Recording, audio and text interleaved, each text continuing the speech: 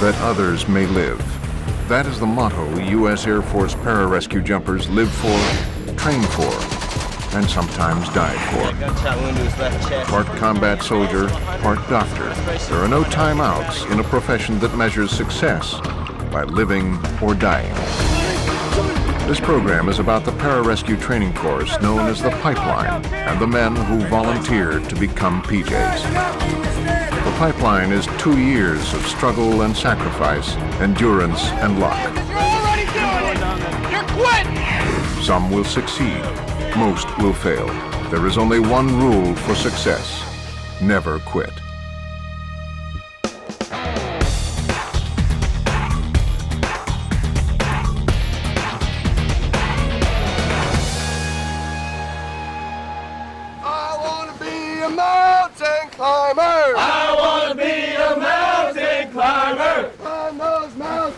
It is day one of pararescue indoctrination training at Lackland Air Force Base, Texas.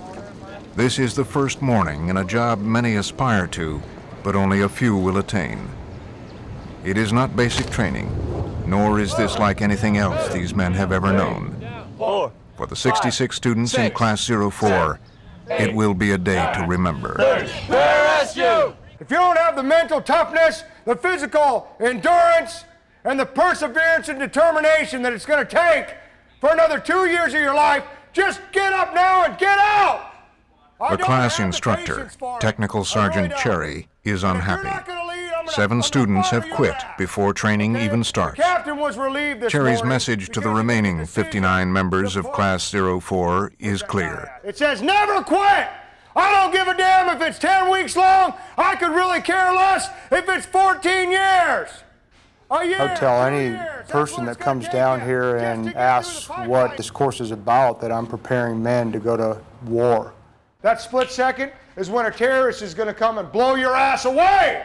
It's hard. It's every single day, waking up with challenges like you can't even imagine.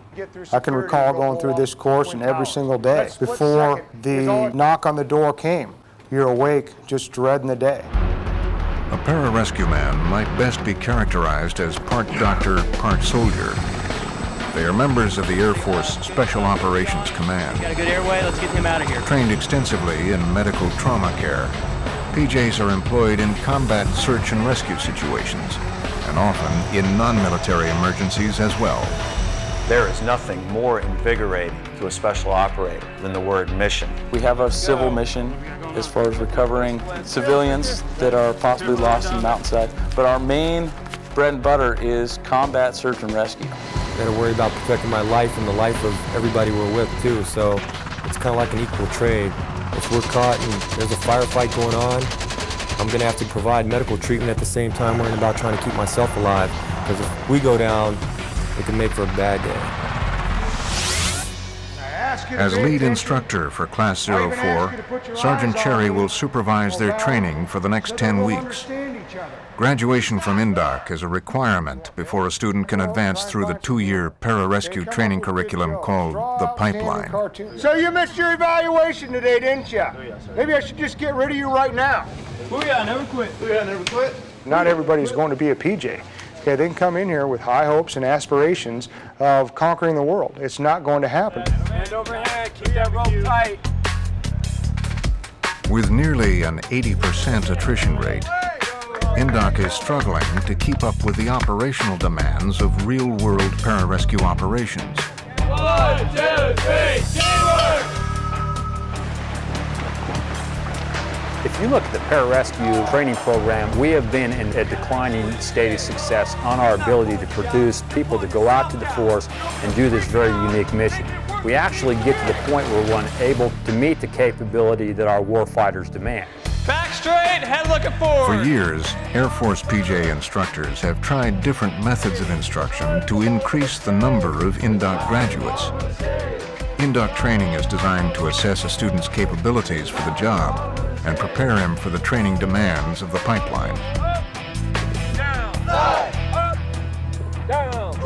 We start with an indoctrination course because it's not simply a matter of training them how to be a special special operator with cool guy, free fall, and scuba, but more importantly, set them up for success by putting them through a course that preconditions them and also sets them up mentally for success. Down, 6, up. This course really is designed to bring out the best in each man that comes through it. It's up to him to reach a level of perseverance within himself to graduate this course and to become a PJ. The age of the students range from 18 to 32. Most are new to military life.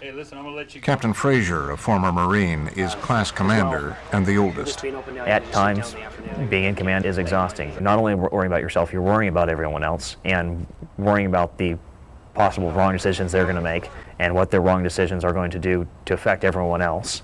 Frazier is still learning names and faces, but he'll have to hurry. 2 weeks from today, over half the team will be gone. That's cool. Sorensen, at 19, is among the youngest. I was showing off, being a clown. I guess whoever shows off the most, you know, you'll get what comes around to you. Vogel boys, where you at? Yeah, Sergeant. The Vogel brothers, known as Vogel 1 and Vogel 2, are inseparable.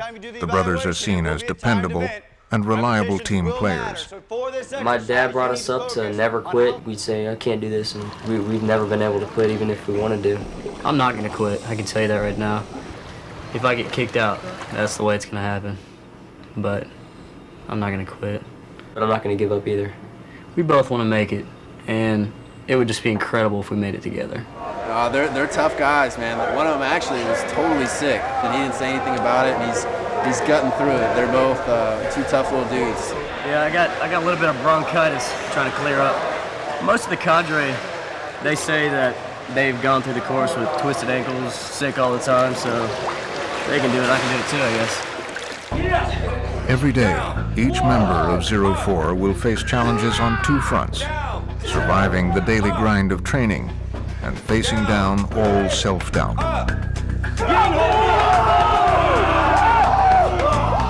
Everyone who's about to go through it will sit around and say, oh yeah, I know what it's like. It doesn't look that bad at the bottom of the pool. You know, holding your breath till you pass out isn't that hard. It's a little harder than you think. Nobody put a gun to our head. We volunteered, we're ready to do it, we want to do it. You don't go through a course like this unless you really have your heart in it.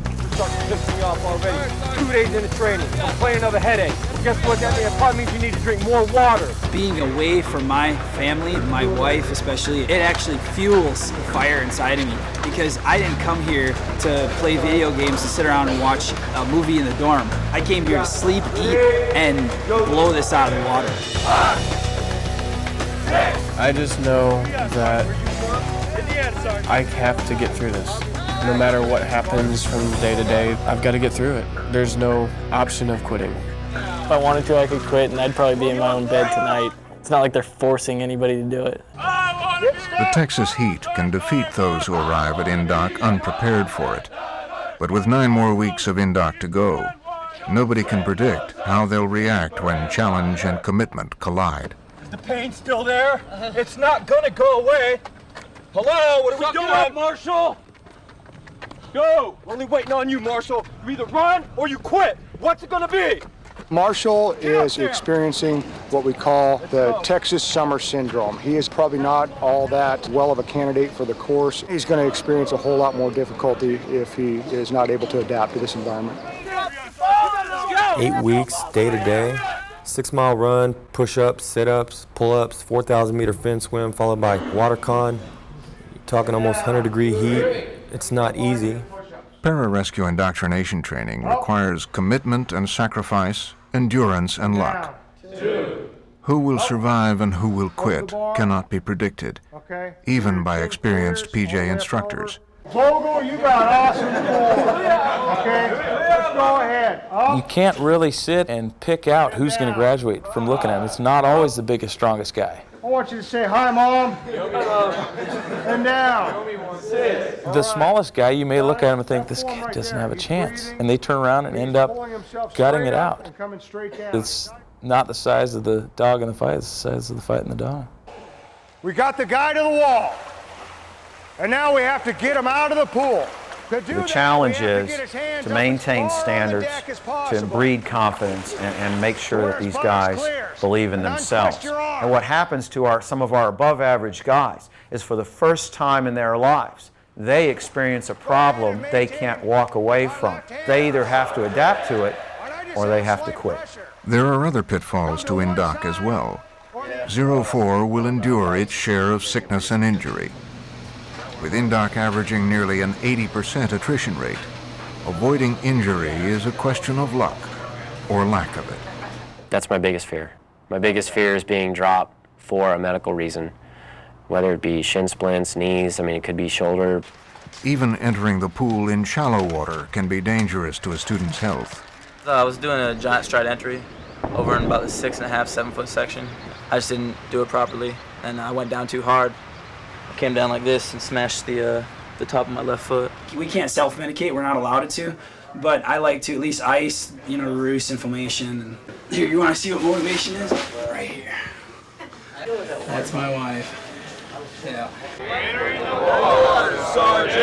Ultimately, surviving the course will come down to a question of individual motivation. Everyone comes in here like the first week saying, they're not going to get me, I'm not going to quit. And, you know, there's no way they're going to get me in the pool. But, I mean, that's all BS, really, because it doesn't happen like that. Well, every day you say, I'll never quit. In the morning, everyone's like, no one quits today. Once again, you're thinking, I hope I don't quit. You know, every time you do anything, you're thinking, man, is this worth it? Am I going to be able to make it? Oh, God, help me! And if you keep asking yourself, am I going to quit? You're always thinking about it, so you're always wondering if you're going to. And then one day you're having a bad day, and because you're thinking about it all day, now it's just happened. Now you're gone. Stokes, I quit!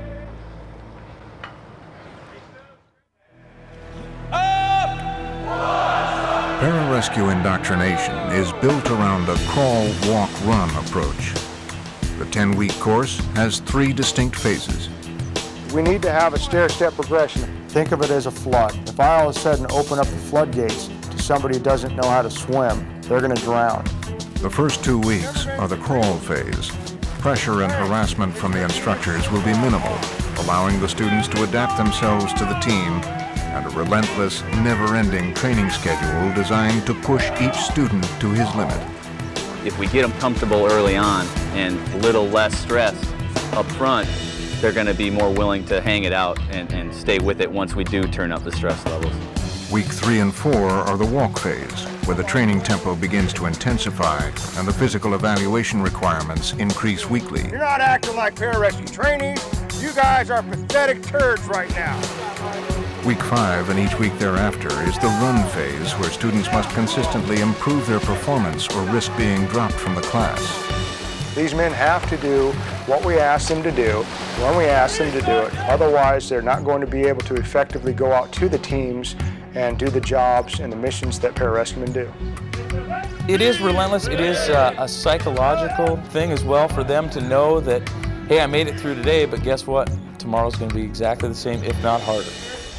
Week 1 of pararescue indoctrination is over, but there are still 9 weeks to go. Over the weekend, 04 assembles to practice water confidence training under the direction of team leader Captain Frazier. Frazier has 2 purposes in mind: sharpen water skills and build team unity. This is our Saturday. A lot of us, we have stuff to do. I myself have to mail some cards out. I'm not able to do that because we're out here training. The hour in the pool is good for class unity. It's a good time for everybody to get together and mess around a little bit, work on the individual stuff that they're having trouble on. I can't float. I just sink to the bottom, so I practice my dolphin kick. Actually, to be honest, I got a really bad ear infection in my right ear. It's killing me. I don't know, I'm thinking I'll get over it just fine. Have you tried to travel? 2 days later, the 59 members of 04 prepare for a 1.5 mile timed run, their first performance evaluation of week 2. Despite any lingering illnesses and nagging injuries, each man is focused on finishing the run within the time limit, except for Cabot, who has something more in mind. I'm going to set some records here, that's my goal. So we'll get out there and just crank it up.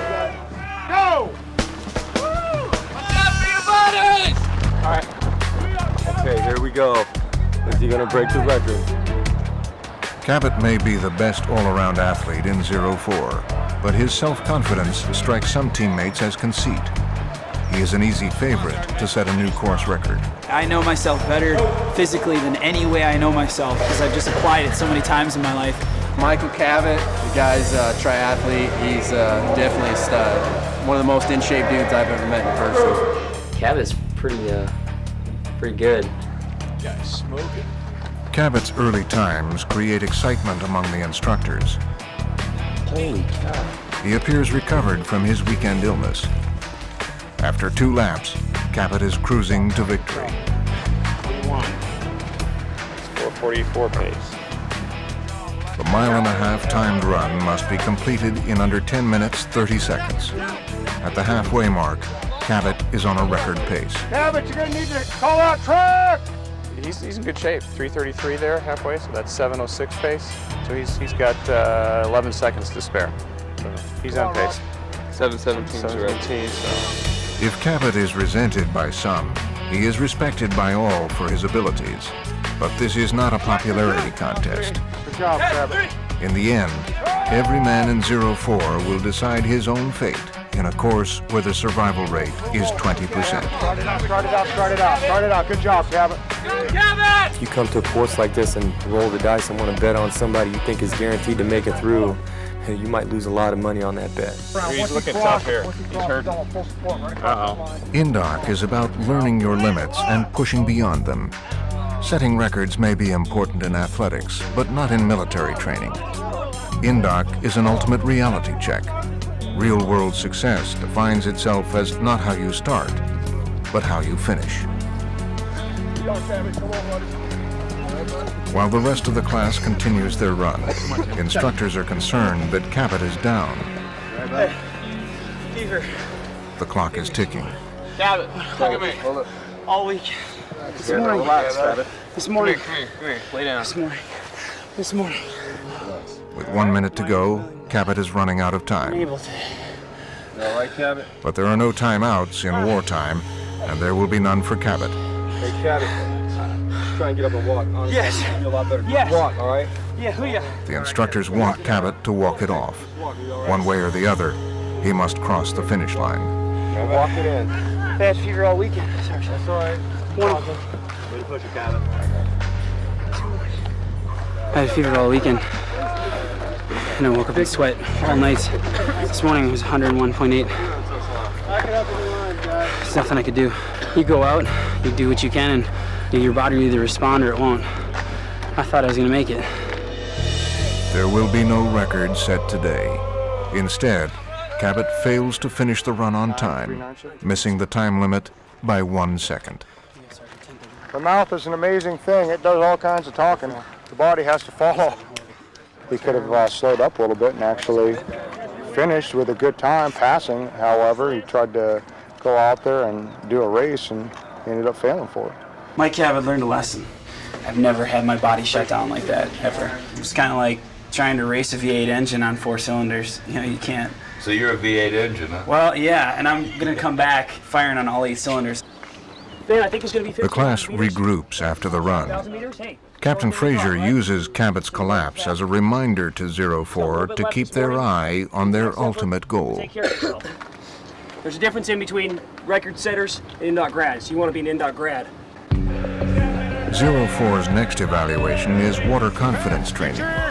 Despite their weekend practice, the class is experiencing anxiety over being in the water. Their stress is fraying the edges of a fragile team unity. When we get in the pool in the morning, actually I think that's when it kind of gets quiet a little bit, but then you always have the guy that's like, hoo-yah, bowl 4, you know, and you get the hoo-yah, and kind of lightens the mood up a little bit.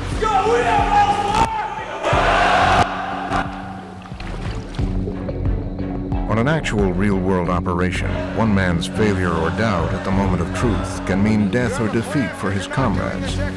This training is set up to test a man's resolve well before that moment arrives, in a training environment where no one will die from another's mistakes or inabilities. When it's time to go to work, you have to put everything else aside and go out and do your job. And these men that are coming through this course have to understand that. Airman Masterson, What are you doing? Stand by. What are you doing? Yes, Sergeant. Airman Master, and I quit. INDOC is a volunteer-in, volunteer-out program. Yes, Sergeant. Sounding the horn is the sign that a student is quitting. And tell me you quit? Yes, Sergeant. Go ahead. What do you want to do? Master, and I quit. You quit. Let everybody know. Airman Master, and quit. Say it loud. Say, I quit. I quit. You know, I don't think it's as much as a letdown to me as it is like all my friends and family at home. I feel like I let them down more than me. The stress of quitting feeds on itself, building a psychological momentum of its own. Instructors know from experience that most guys wanting to punch out will wait until someone else quits first. And now the barriers are down. You can't judge a book by its cover. You can't look at a guy and think like, hey, you're going to make it. It's just not going to happen. The instructor cadre remain unaffected as more candidates sound the horn, a requirement to clearly indicate a man's decision to stop training. This training is only the crawl phase.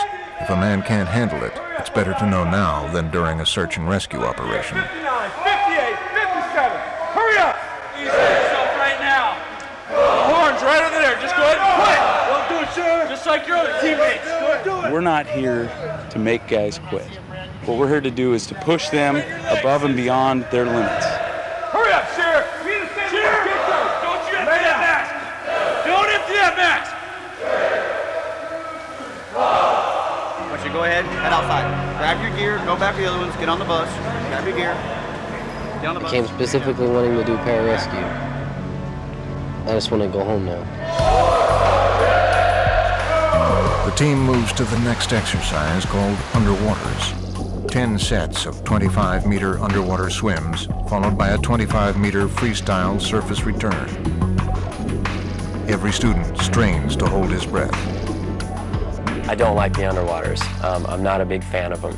I mean, we have students that completely pass out, get him up on the deck.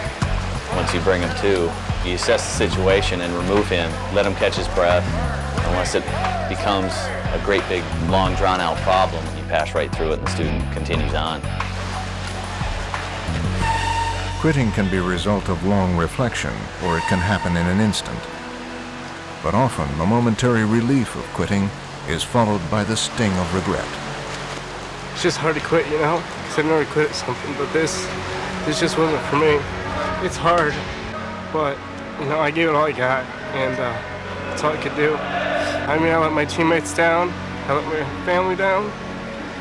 It's just gonna be hard to call home tonight. Anybody who really doesn't want to be here can quit like any second, whenever they want, and it'll stop. If they told you you couldn't quit, I bet you a lot more people would still be here. Having to say, I'll never quit, I'll never quit, I'll never quit, and the only thing on your mind is quitting. You know, they really kind of drill it into you, don't quit, but are you gonna quit? You know, I wasn't telling myself to quit. I was out of control of it. I just walked up there and just grabbed it. And I wouldn't even know what I was doing. I never thought about quitting before that one moment. I mean, after about 9 underwaters, it kind of got intense. And I was like, I can't do this. If I can't make it now, I'm not going to be able to make it for 10 weeks. 7 students are gone in a matter of minutes. Cherry and his boss, Tech Sergeant Tweeter, are concerned. Too many students are quitting, and it's only the crawl phase. Well, I'm going to stop it right there. I'm going to try and find out what's going on in these kids' life and actually why they can't persevere. I got guys that are quitting left and right. I'm going to find out what's going on just to regroup here. Listen up, I don't know whether or not it's the cameras, I don't know whether or not it's the mental attitude, I don't know whether or not it's actually too tough of training. What is going on out there, Lieutenant? Where are you at? At the point in which I saw mass exodus, I've got to take a look and find out where the problem is. Is it me? If so, I have to correct that. It's not going to get any easier, guys, okay? You guys did 2 underwaters before we actually went into flutter kicks. Put you back in to see if we can regroup and approach. You did 3 of them, and guys are still quitting. With 3-minute interval, you guys are going to be doing that at a 1:30 interval. Okay, half that amount of time, unnecessarily. I'm here to facilitate training. That's why all those instructors are out there. You do want to be here. we're supposed to be Instructors doing understand crawl, walk, run is a balancing act, keeping the students invested while maintaining standards. Even as Cherry refocuses the attention of the 51 men left in 04, privately, he and the other instructors wonder how many will be left when the walk phase kicks in 1 week from now. The stair-step effect, sometimes it doesn't matter. You're going to have individuals come here and really not have good focus on why they're here, and it's going to make it real easy for them to push the quit button. After only 1 day of week 2, 04 is left to wonder who will be the next to punch out.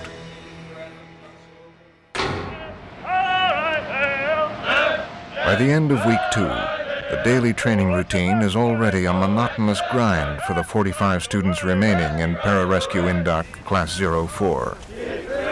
Every day, 4:30 breakfast, warm up outside, 6:30 bus to the pool, 7 o'clock run, 8 o'clock water con, 10 o'clock fin training, and 11 to 1 o'clock we got lunch. Come back, cows, classroom, and proctor time, and then back to studying, eating dinner, and going to sleep. Class 04 spends much of its training day in temperatures hovering near the high 80s with a humidity to match. Seconds feel like hours in a Texas heat that can melt even the most determined hearts and minds in the instant it takes to perform one exercise. 1, 2, 3, up team up. There's just no way to explain to people who haven't been through it what it's like. You can't really understand what it actually takes to get through a program like this until you're there. The last exercise of week 2 is Grass and Gorillas, a physical conditioning training exercise that has every student in 04 struggling to outlast the misery and make it to the weekend. What gets me through it, not thinking too much about the next event, but just thinking about how I'm going to get through what I'm doing right at the second, right at that moment. Let's go! Let's go! Hurry up! Hurry up! You guys got 1 minute to be up there. One meal at a time, that's how I look at it. It's just breakfast to lunch, lunch to dinner, dinner to breakfast, breakfast to lunch. You can't look at it as like 7 weeks, just look at it as that day. 40 seconds. One lesson 04 will learn today is to never trust the training schedule. It changes without warning. When it does, expecting the unexpected is an essential mechanism to avoid the pain of disappointment. In this heat, after a week of hard work, expectation can be a recipe for emotional collapse. It's not gonna be easy. Grass and Gorillas, that was totally unexpected. I thought the day was over, and you know, when you think the day's over, you kind of relax. And he's like, all right, Grass and Gorillas. And I was mentally tired. I just had to get it done. I mean, if you don't get it done, then you get in more trouble. You have to do more work, so that's motivation in itself. Get her down! Go, guys, go! Hurry up, baby! You're never prepared for what they're gonna do. I mean, everybody's hurt, everybody's tired. I'm dragging ass. Everybody's dragging ass. The only thing you can do is just suck it up. But Grass and Gorillas exercises grind on. A moment-by-moment test, simulating carrying patients to a waiting helicopter. Combat equipment on and a 200-pound guy! Get up there! Sometimes you get aches in your sides, sometimes you just get stomach cramps and the legs start aching, cramping up. You just push through it as best you can. Good job, Sergeant. Hydrate! Under a burning sun, it's easy to forget an important lesson of indoc training. Success does not depend on being the biggest or the fastest. Don't let me see you slacking off. Some of the biggest guys, the most muscular, the ones that look the fittest are the first guys to go. And then you get these guys that don't look so physically intimidating, and they're still gutting it out day by day. And 90% mental, 10% physical, and it really holds true to that. Don't quit, the helicopter's right there! Come on! Get to the chopper! Put your head down. There's a real-life combat, it's gonna get shot off. It sucks. Everyone's feeling the same way. When you're sitting there and you're just trying to climb through the mud and you're just like, I'm beat. The only thing that kept me going is I knew I had 35-foot guys doing the same shit I'm doing, and I knew they were tired too. And if they can do it, so can I. Put some mud on your head, Dykstra. Booyah, Sergeant! Y'all stand it up. Combat, ready, rock and roll. Let's go. Get up there. and enter the water. 04 students are evaluated weekly to measure their individual progress. These weekly evals constitute a training footprint to measure a candidate's progress in the course. That's what this course is all about, is every Monday and every Friday, every eval and every appraisal, you need to put forth your best effort, and we're not looking for excuses. 04 trains daily in the pool, an environment where commitment and quitting can be separated by a single breath. The pararescue emphasis on training in water is the #1 reason students quit. In the pool, we have to be able to teach the value of teamwork and the buddy system. And it is not simply a prerequisite for success, but essential to survival. On a combat mission, you can't simply swim to the surface and scream, "Ollie, Ollie, income free," and we'll try it tomorrow. Sorensen! I'm nervous when I'm in the water, but it's weird. I'm not nervous right now, but I know when I get in the water, I'm gonna be. We are inducing a hostile environment to which they need to learn to relax, put everything that's going on around them aside, and just focus on the task at hand. Training exercises like buddy breathing, mask and snorkel recovery, treading water, and long endurance swims called finning will combine to make any swimmer vulnerable to physically breaking down. I think about the pool when I'm going to the pool. Other than that, I try not to think about it, because if you do that, then you're just going to worry too much and then psych yourself out. Most of the stuff we do isn't that bad. It's just that we do it all together. We do underwaters first. You lose a lot of breath right there, your heart rate goes up, and then you do treading water. Your legs are moving, you got to keep your hands up. Come on, Rodriguez. Get him up, get him up. Your heart rate's just always up, and with your heart rate up, it's hard to hold your breath. Time! Hands down! Buddy breathing is the event every student hates and every student fears. Buddy breathing will be the curse of 04's existence. You put your damn face in the water, you breathe off the snorkel. There is no other available air source. You will not surface again, do you understand? We are simulating a rough surf environment where perhaps they only have one air source, and the two buddies need to be holding on to each other, because if they let go, they may never see their buddy again. Maintain your buddy, maintain your air source. If you lose your buddy, he's dead. So if you break your grip and you lose that snorkel, that's your air supply and your buddy's gone. I mean, you start kicking and it starts increasing your heart rate, and then they go to cap the breath, and you just start getting your heart rate up really high, and you can't even hold your breath for like that 5-10 seconds that it takes for your next breath to come. Hey, at no point are you supposed to surface on this exercise. You're gonna kill yourself or your partner out there in the ocean. When they give you a breath, you can't get one, you get some water, so you want to cough. You start wanting air, forgetting what you're doing and just want air, just the air. When you really want to get that breath of air and they grab the snorkel and bend it and you can't get to it, you're like, damn. Then you have to hand it back to your buddy, and then he takes his breath, and you saw his air go and he goes, I'd love to have a breath of air right now. And you go back and he bends it again or covers it up, and you're underwater and you go, and there's nothing there but water. You're like, damn. When you're talking being out in the ocean at night trying to rescue someone in 15 to 20 foot swells, what we're doing here is nothing compared to what's going on in the real world. Practicing buddy breathing is not all technique. Instructors provide their own levels of difficulty that increase each week. But Sergeant Pack, a large man both in and out of the water, provides an intensity to buddy breathing that creates its own anxiety in 04. I'd have to say Sergeant Pack is definitely the worst. I don't know if he doesn't understand how strong he is or what, but just the straight power that he seems to bring when you're buddy breathing is twice as bad as any other instructor. Sergeant Pack is like an earthquake. When he hits the water, you feel it on the Richter scale. When I'm buddy breathing with students, I like to keep a pattern so that every group that comes through me gets the same thing. I'll start off with taking them both down to the bottom of the pool. I'll knock off their masks, check their grips. Crazy how strong he is, man, and when he's checking your grips, it's just hard to hold on.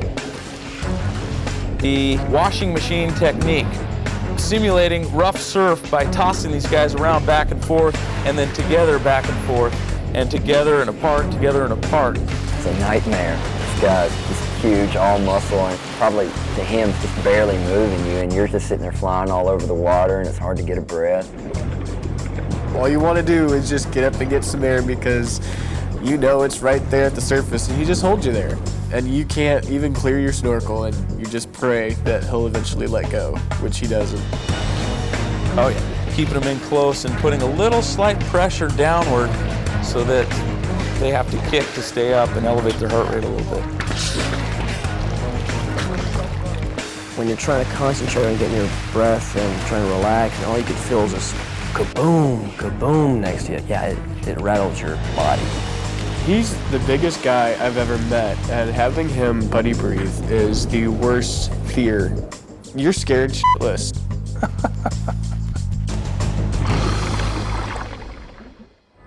Week 3 is a training escalation from crawl phase to walk. The 44 students of 04 can only wonder what the day will bring. This week and next week are supposed to be the 2 weeks that they really turn it up a couple notches. These 2 weeks in particular are where I think they probably weed people out. You know, the frog in the pot of water, if you try to throw him straight into boiling water, he jumps out. But if you put him in cold water, then turn the heat on, he stays in the water. All it's done, they're just turning the heat up a little bit. I'm actually doing all right now. It's still tough. I'm feeling confident at times, but other times I'm feeling kind of low. But that's what my brother's here for. There's a core group of guys that they're going to have probably by the end of this week, and definitely a few people that are going to struggle, and you're going to see some fat cut here pretty soon. 04's first evaluation of the week is the 2-mile run under 14 minutes. They finished 2 weeks of training. They're in their Monday, the 3rd week, so they're doing their run evaluation. We'll probably lose a few guys this week. This time, everyone, especially Cabot, is focused on one thing: finishing within the time limit. I just thought, you know, it's all good if I give it 100%, and it's just not possible. You have to just survive. Survival is a hot topic inside the team. Away from the cameras, disgruntlement is growing. Cabot's outspoken comments are impacting team unity. Honestly, those guys that are right on the edge of just punching out, I think they should take one for the team. Like, we're in their heated training and they're beating the crap out of us. Those type of guys where I hope they come up and say, you know, I can't do this, and they really take one for the team. Face center face! The team unity rope signifies respect for teamwork. Failure to demonstrate teamwork will result in the rope being taken away and replaced by a heavy log or rail as a reminder that individual effort is not enough to get the job done.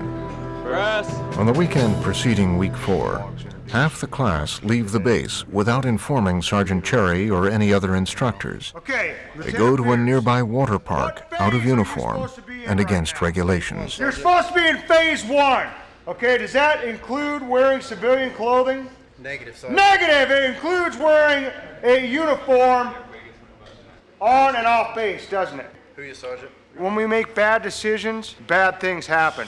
People It's die. feeling like a prisoner sometimes, like you're stuck here, not being able to go off base to go just grab a bite to eat or go to a movie. Airman Williams, where are you at? Let's take a look at your leg over here. Let's go ahead and The whole reason we got busted for Schlitterbahn was because of me, because I had a big scrape on my leg. What happened to your leg? Got a little strawberry, Got a little strawberry. Man, I wonder what would have happened if you would have actually broke that leg. What would have happened in your life? Training would have ended, Sergeant. Okay, wow. Hey, Airman Every Kroll, game has a set of rules that you have to follow. Well, so does this course. So does this career field. You follow them, generally you're going to be successful. You break them, life's going to suck. And now you guys get the log. That big fucker out there. Cherry decrees that 04 will lose the privilege of carrying the unity rope and instead be required to carry a 2,200-pound log in its place. And you're going to put guys on 20-minute shifts if you have to throughout the night. We screwed up, so we kind of made our own destiny. We got the giant log. So everybody say, thank you, Lieutenant. Thank you, Lieutenant. Say, hoo-yah, Lieutenant Pierce. Hoo-yah, Lieutenant Pierce. As the unity rope is packed away, the issue is continuing to worsen. All you would have had to do was just say, hey, look, Sergeant Cherry, this is what we have planned for the weekend. Do you have any problems? And I would have said, no, that's fine. Do you have a way up there? Do you have a way back? And, you know, is everybody going to be able to go? There is going to be no team leader for now. As far as a team leader, we're looking for somebody who can make smart decisions. If they make smart decisions, then they'll be rewarded and things will be fine. If they make poor decisions, they'll be punished. Are you supposed to be looking at me, or are you supposed to be at attention? Ironically, if the entire class had gone as a group, they would at least have demonstrated teamwork. We're all supposed to be the same. We're all supposed to be a team. So either we all go to the water park and we all go in the same uniform, or we don't. And he picked up on that, and perfect reason for him to give us a telephone pole to put over our shoulders. So training is starting to progress. If you guys can't keep up with the program, all right, maybe you should just go away. Cherry fires Captain Frazier as team leader and offers the leadership position to Staff Sergeant Reese if Reese can pass the upcoming 1,500-meter swim. You ready to take this team? Oh yeah, Sergeant! You go to the Center Bomb this weekend? Negative, Sergeant. You didn't go to the Center Bomb. Cherry intends that the class refocus on teamwork, and so he also announces that everyone will receive the same punishment, whether they went off base or not. That's a verbal contract. For Cabot, carrying the log for others' mistakes only reinforces his growing impatience with his teammates' apparent lack of dedication. Ready to put that big frickin' log. you have people that they just don't care. Even on the weekend, I'm here for pararescue. I mean, I'm thinking about it constantly, stretching, icing, eating, sleeping. Just, you know, I want to get out of here. If they don't have the perseverance to actually go through everything we ask them to here at the course, then there's no way they're going to be effective out on a mission. The missions in themselves, they're not going to be fun. It's not going to be glorious. You're going to be out there, bad guy country, getting shot at, and that's where the unknown is. You got to be able to persevere through all that. It's what the course is about. Halfway through day one of week 3, and the class already is paying for its lack of focus, but it won't matter. By the end of this day, the weight of the log will seem minor compared to the heavy burden the next few hours will bring.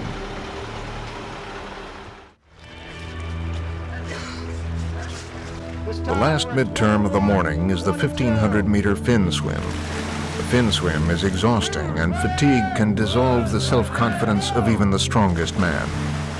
Already reeling under losing their unity rope, students are facing performance challenges that threaten to overwhelm them. Each man must swim 15 laps in under 30 minutes. If Reese can pass, Cherry will allow him to take command of the class. 15 laps may not seem like a lot, but Reese has not passed a fin swim yet. Both he and Cherry know the odds of passing today are against him. Reese loses time on each lap, eventually finishing 1 minute and 48 seconds over the limit. But Reese is not the only one with problems. Vogel, too, also fails to make his fin time, and his shaken confidence is hard to hide. Despite his brother's support, Vogel, too, is clearly uncomfortable in the water. I don't know. Just trying to keep my legs hard. I don't know. I don't think his chance of getting through the course is shot. If anything, he'll be set back, but it's nothing he can't make up. What sucks is like 10 minutes from now, I'll be ready to go. Just have to try harder next time. Vogel, too, like Reese, is approaching the point where resolve may not be enough to survive. All right, let's go, Reese. You gotta make this happen. With Sergeant Keaton running the pool deck, the class is clear that the training phase has moved from a crawl to a walk. I can't hear you. Head off the deck. Legs straight. As the instructors probe for weakness, seeking out vulnerability, the men struggle to tough it out. Last 2 weeks, things are about to change. There's a new sheriff in town for today. Get him out there. I said keep your feet out of the water. All right. Reese, you better get hold of this whole group and make it happen. Let's go. Hurry up. I turn up the heat. We turn up the stress level a little bit, and guys become uncomfortable and decide, hey, this isn't for me. I'm going to go do something else. Legs up, arms up. Dead cockroach. Hurry up. Get your hands off your legs, Shaw. Get them up, get your arms up. Look at your teammate to your right. Hello? How about looking at your teammate to the right? Get your legs up. The class resists the relentless assault on their sensibilities until Keaton's actions find an unexpected target. Quitting, Vogel? Vogel, too, quits. You've had enough? Say the words. Say it. Hurry up!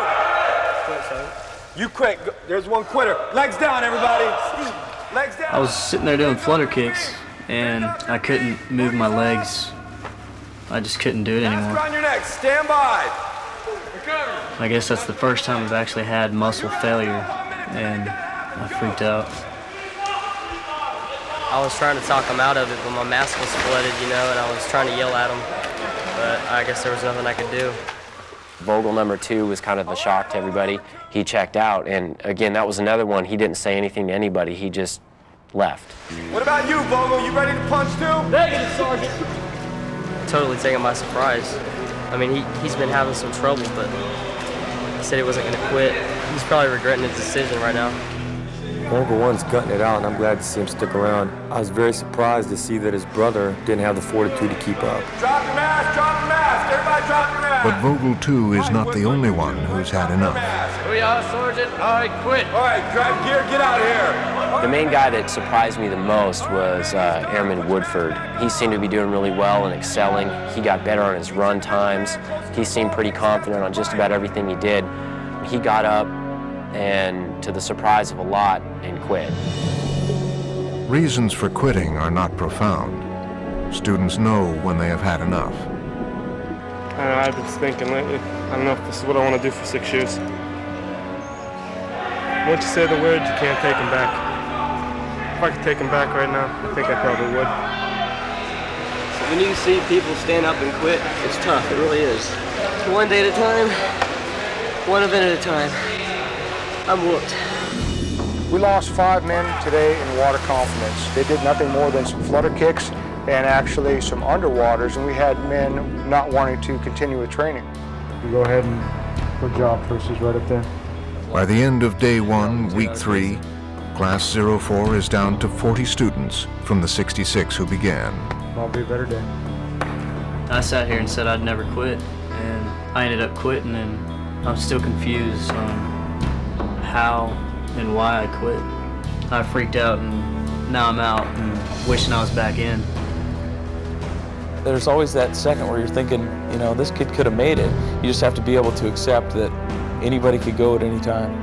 Sergeant, get back in the water! Sergeant, over here. The students in Pararescue Indoctrination Class 04 have 4 days, 7 weeks to go until graduation. You men need to listen up. Their only easy day is yesterday. I quit.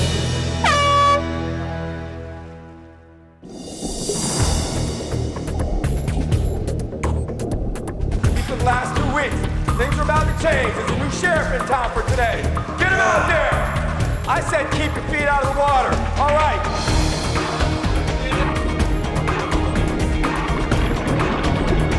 Up, team up.